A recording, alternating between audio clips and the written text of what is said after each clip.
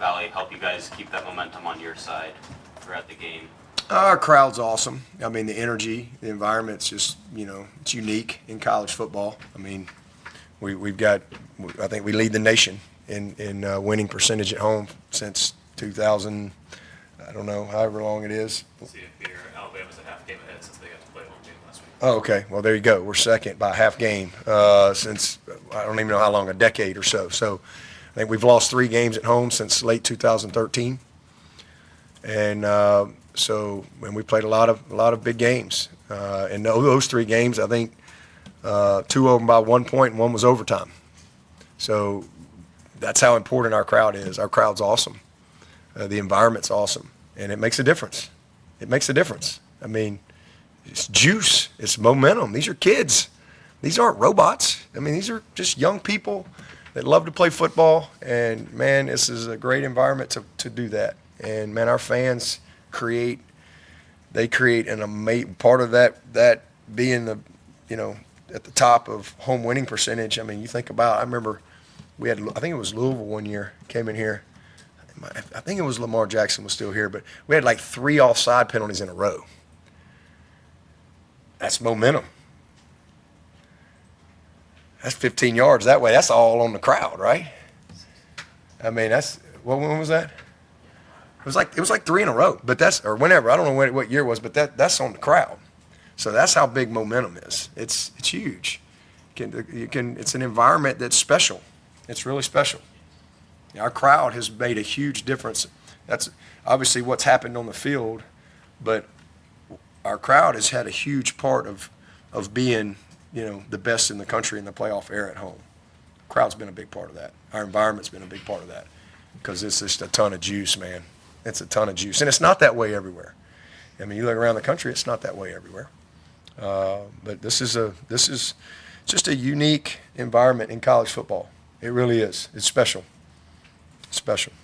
Do you have to teach the freshmen that come in how to play with that juice at all and not get ahead of themselves with that, or do you just go out there and let them play? We'll see how they do. I mean, some things you can't teach. Sometimes you just got to experience stuff. You can't. You just got to do it. You just got to get exposed to it, and then you get better from your experiences. You talk a lot about execution. That's part of it. But do you feel there's anything structurally, philosophy-wise, with the offense that needs to change, just given the lack of explosive plays yesterday and maybe trend-wise over the last few years in a few big games? I think the main thing is we need to quit stopping shooting ourselves in the foot. First play of the game goes for probably 30 yards. You could have made that throw, Chapel. We didn't make it. So we got to make the plays there, make the layups. Maybe I'm giving you too much credit. I don't know. The plays goes 30 yards. So, and then we hit a big play. We hit the first big play of the game. Then we hit another big play, but we get a penalty.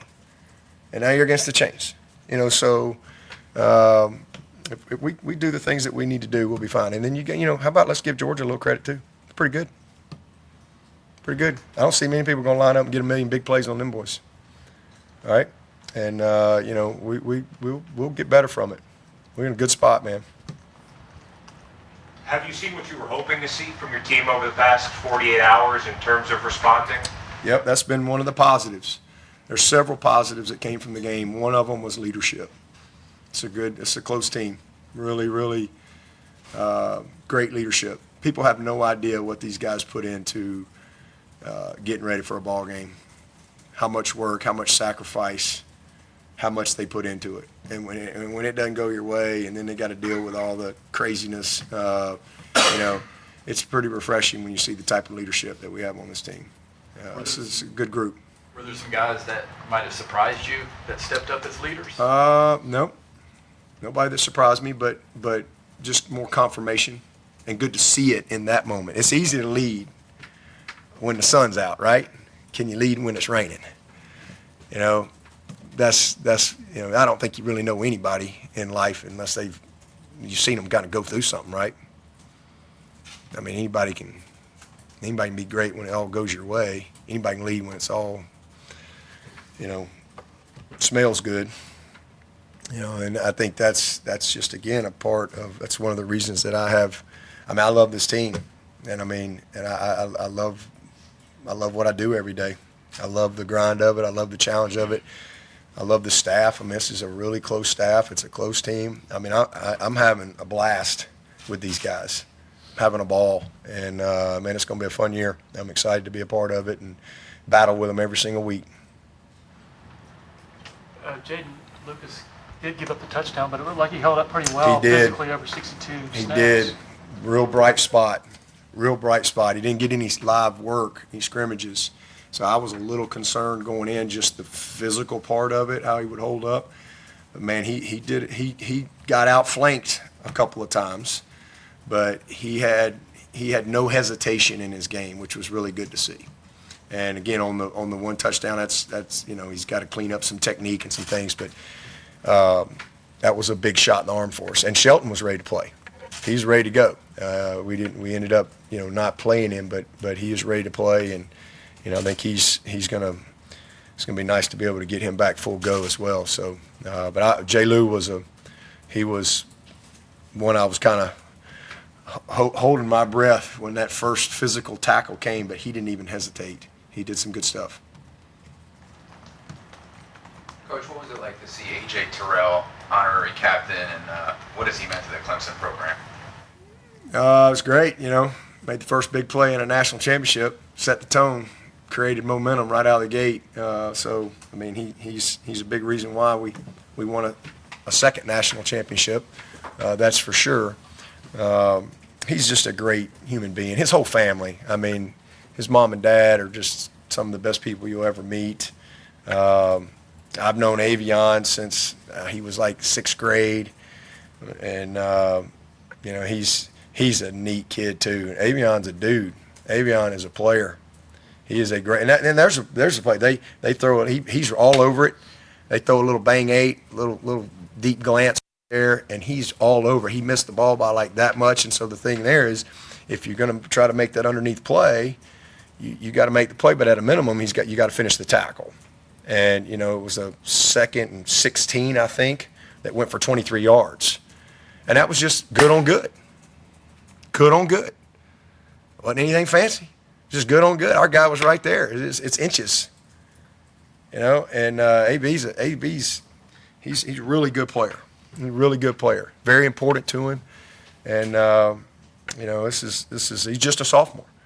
He's going to be around here, a few more years here. So just a great family. And then AJ, man, it's special. His number just got retired at his high school.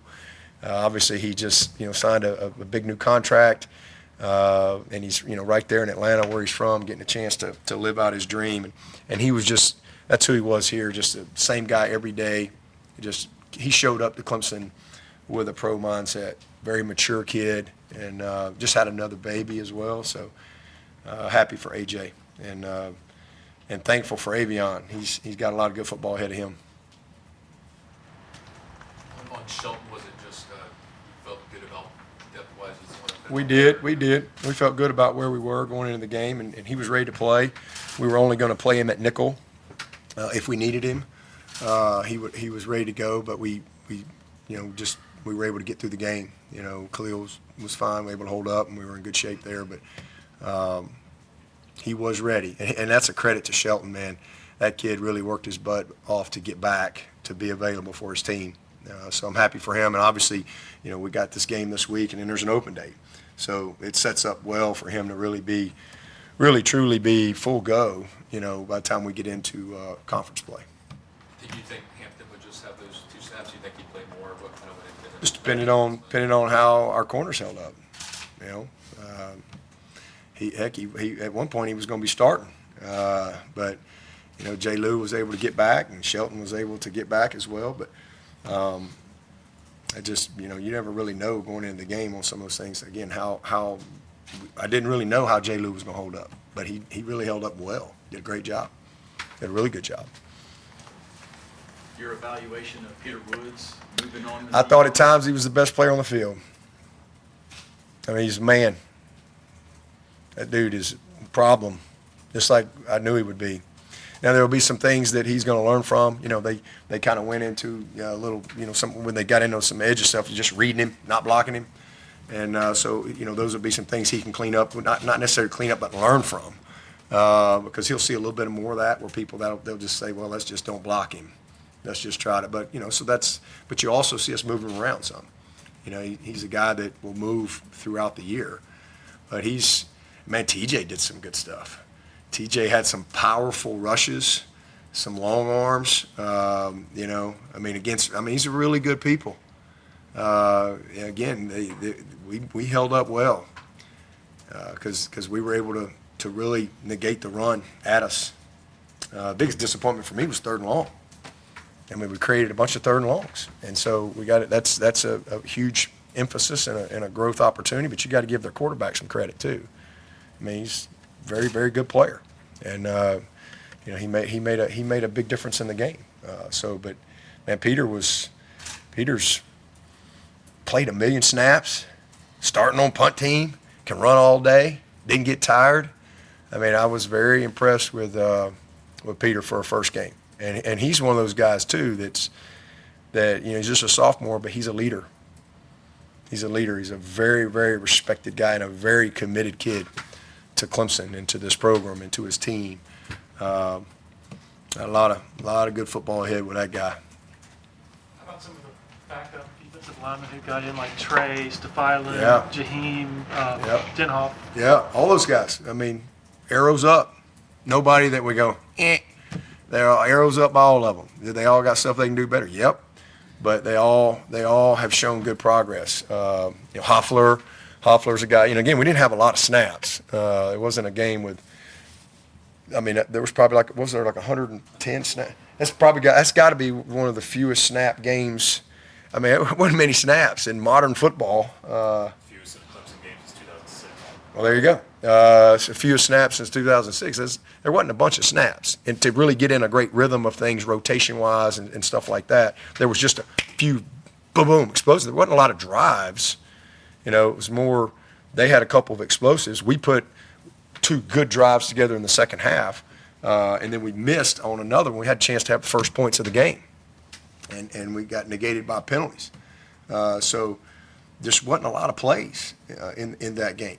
But it was 2 good teams battling it out, and they made a few more plays than we did. But those young guys got in there and did a nice job, man. Jaheim is going to be a kid that's going to help us. He's going to get better and better. Same thing with Hoffler.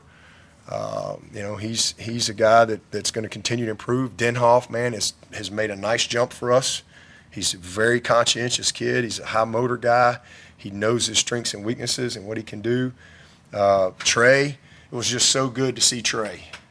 I'm really happy for that kid. Those of y'all that have been around here, y'all know what this guy's been through. He's been unavailable the majority of his career.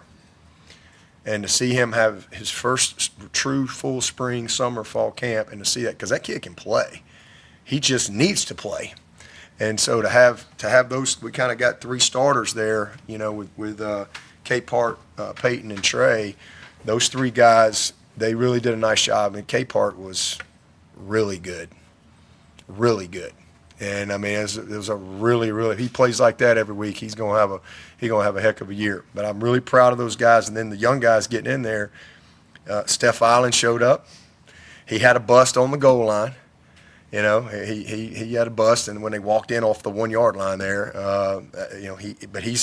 that kid's got it. Big Burley got in there, and you saw his. He's a freshman. And they're on their way, man. So I'm excited about the group, and we got a couple young ones in Heaven and Champ that are going to keep coming. They weren't ready for that show just yet, but we'll get them ready eventually. So I'm pleased with the overall group that we have. Just got to keep building. Did it surprise you in the way Georgia rolled their safeties and coverage, or were you guys prepared? No, we're prepared for that. Yeah. They did what they did. They line up and they challenge you, and you got to make plays, and you can't make mistakes, and you can't sit around and hope they make mistakes. We made the critical mistakes, and they didn't. They played a very clean game, from a procedural standpoint and things like that cost you.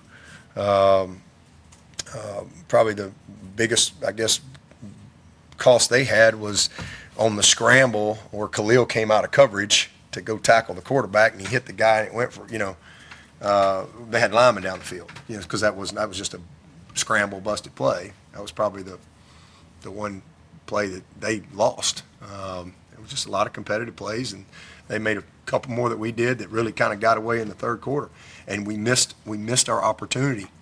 We missed our opportunity in the first half to score, and then we missed our opportunity in the third quarter to hold them out and then go make it a 6-3 or 7-6 game on our opening drive. And, and then we didn't handle the moment very well when, we got down. We didn't handle that very well. And that's, again, an opportunity to really learn from it. But the fundamental things that I know wins games, I was very encouraged by those things. Excuse me, Ronan Hannafin was working out with linebacker safeties pregame. At least, is that something you guys are considering? Yeah, we moved him to defense about 3 weeks ago. Larry, you're slipping, man. I asked you about it. You did? I don't remember that. Dang, yeah, you boys You're are. slipping. You boys, I guess I'm slipping. Yeah, we moved him 3 weeks ago, almost a month ago. Yeah, we made that. We literally did make that move like 3 weeks ago. I've been waiting on y'all to ask me about him, but maybe we need to close practice more. Keep out the spies. No, we really are excited about Ronan, and that was kind of just so you know the background on him. That's how I recruited him. That's how we recruited him. A lot of people offered him as a defensive player. Alabama offered him as a defensive player. Some people offered him as a receiver. And I told his family up front, I loved who he was. It was easier for me to evaluate him as a defensive player. He was a no-brainer. A no-brainer. It was harder for me to evaluate him as a receiver because all I did is he just ran by people and jumped up and caught a ball and ran a slant. And it was just harder to evaluate him as a true wide receiver. And I told him up front, the one thing I believe in is you let a kid play what he wants to play, and then you figure it out from there. And we've had a lot of guys that over the years, Vic Beasley, he never played D in a day in his life. TJ Green, told him the same thing. I said, let's see how you do for a year, and I'll let you know. And he came in here as a receiver for a year, and I'm like, you need to move to defense. And he played a backup 1 year, and then his third year he was a starter, and he was a second-round draft pick. That's just part of coaching. And he was a kid that I said, it's probably because, and he didn't get here till last summer. So he's only been here literally 1 year. But after a year, and then two, will he go put the work in? And there's nobody on this team works harder than Ronan Hannafin. Nobody. And he's one of the best pure football players on this team. This kid is special. He can flat out play the game. But after really spending a year with him, I just think he's more natural on the defensive side. And, so you just turn on the special teams tape. He almost blocked the punt the other night. He's the first guy down the field. He's unbelievable. So the unfortunate thing for him right now is, we did move him in camp. He's a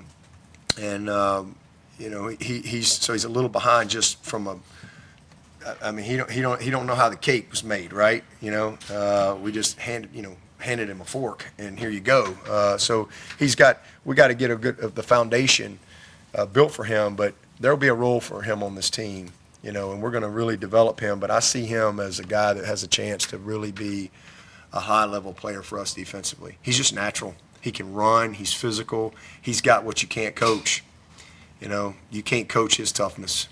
You can't coach the will that kid has inside of him. He's relentless. And so this is a good year to really develop him and build the right, because I do think he's on the right side of the ball, and he really sees that and is bought into that. So, onward we go. We got to do a great job with him this year, and then these next couple of years, I think you're going to see something special with Hannafin. I mean, he's going to be a good one. Linebacker, safety? I think he's more safety. But I think he played nickel. Eventually, we want him to be able to play nickel, free and strong. He's not ready for that right now, but eventually we think he could do that. But we'll see how he goes. But you know, he can just really, really run, and he is incredibly physical. He's about 215 plus pounds, and just he's everything you want on your team. And again, I just think his attributes are really suited for that side of the ball, and I think he'll shine there. Aaron Murray, the former Georgia quarterback, put a video yesterday where he said Cade wasn't maybe as bad as everybody thought. He saw some good things, pointed to maybe some happy feet at times. Is that something you can coach, or does that just have to come from inside? Everybody thought he was bad? Is that the consensus? Yeah. Oh, okay, well, good. I didn't think he was bad. You know, many people in this building didn't think he was bad. Is there things he can do better? Yeah, absolutely. He definitely made some big time plays, you know, and he you know, definitely in a game like that, first time, you know, live and getting tackled, and you're playing the number one team. Was there a couple times where I thought he could have reset in the pocket? Absolutely. He took the sack. You know, there was no sacks by our offensive line, none. He really blocked well, held up well. The one sack, that was just an extra guy. He's just got to throw it away at 2nd and 10. And he tried to do too much at 2nd and 22. You know, so he did some good stuff. Had 2 or 3 balls that should have been made. But he saw the field well. He's seeing things, and you know, we're very confident in Cade and where he is and where he's going, and so. He wasn't the reason we lost the game. What does he need to do to